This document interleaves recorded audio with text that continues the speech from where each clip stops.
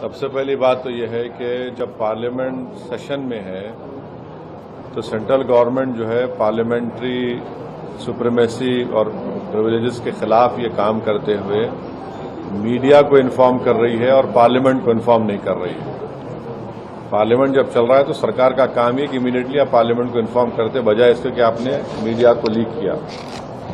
اب جو میڈیا نے رپورٹ کیا اس کی بنیاد پر میں یہ کہہ سکتا ہوں کہ یہ جو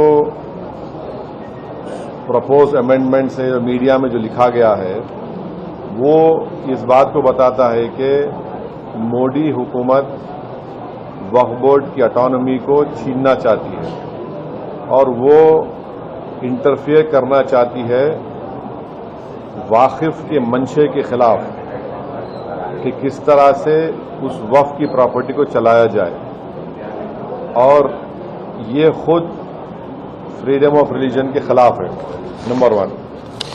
دوسری بات یہ ہے کہ بی جے پی شروع سے وقف بورڈز اور وقف کی پراپرٹیز کے خلاف رہی ہے اور ان کا ایک ہندوتوا کا ایجنڈا ہے، آر ایس ایس کا ایجنڈا ہے کہ وہ شروع سے وقف پراپرٹیز کو اور وقف بورڈ کو ختم کرنے کی کوششیں کرتی رہی ہیں۔ تیسری بات یہ ہے کہ اب جو میڈیا کے رپورٹس کے اوپر میں اپنا یہ ریاکشن دے رہا ہوں کہ ایک بار کسی پراپرٹی کو وقف ڈکلیئر کر دیا گیا تو ہمیشہ وقف رہتا ہے۔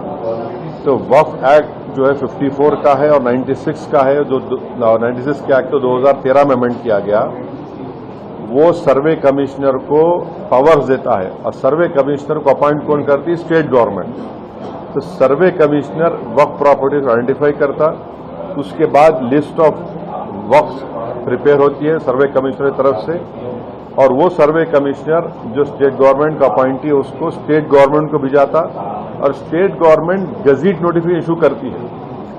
تو گزٹ نوٹیفیکیشن خود ایک افیشیل ایکٹ ہے، اور اگر گزٹ نوٹیفیکیشن 1 سال تک چیلنج نہیں ہوتی تو وہ فائنل ہو جاتی ہے اور نیچر آف وقف ہو جاتا ہے۔ اس کو یہ لوگ چینج کرنا چاہتے ہیں، یعنی جو پہلے سے وقف ہو چکی ہیں پراپرٹیز اب دوبارہ ان کو اسٹیبلش کرنا پڑے گا کہ یہ وقف ہیں، یہ امپاسبلٹی ہے۔ دوسری بات یہ ہے کہ گزٹ کا جو کنکلوسیو نیچر ہے اس کو آپ ڈائلیوٹ کرنا چاہ رہے ہیں۔ مانے اب کئی لوگ وقف کی پراپرٹیز میں انکروچرز ہے، اللیگل طریقے سے وہاں پر ہے، تو ان کو ایک موقع مل جائے گا کہ وہ وقف پراپرٹیز کو بولیں گے کہ ہماری پراپرٹی وقف کی پراپرٹی نہیں ہے۔ اور کوئی بھی پراپرٹی میں یہ جھگڑے ہوتے کہیں نہ کہیں تو اس کو ایک انکروچرز کو ایک موقع مل جائے گا۔ تیسرا نیوز رپورٹ یہ بولتا ہے کہ امینڈمنٹ ان اسٹیبلشمنٹ اور کمپوزیشن آف وقف بورڈ، تو یہ ایکٹ خود یہ بولتا ہے کہ ہر اسٹیٹ میں ایک وقف بورڈ ہونا چاہیے اور بورڈ ریسپانسبل ہوگا اس کے ایڈمنسٹریشن اور مینجمنٹ آف وقف پراپرٹیز کے لیے۔ اب اگر آپ امینڈمنٹ کریں گے اسٹیبلشمنٹ اینڈ کمپوزیشن آف وقف بورڈ میں تو ایک ایڈمنسٹریٹو کیوس ہوگا، لاس آف اٹانومی وقف بورڈ کا ہوگا، اور یہ گورنمنٹ کا جو کنٹرول ہے وقف بورڈ کے اوپر، گورنمنٹ کا کنٹرول بڑھے گا تو وقف کے انڈیپینڈنس پہ بہت بڑا اثر پڑے گا۔ چوتھی بات اس میں یہ ہے کہ وقف ٹریبیونلز ہے۔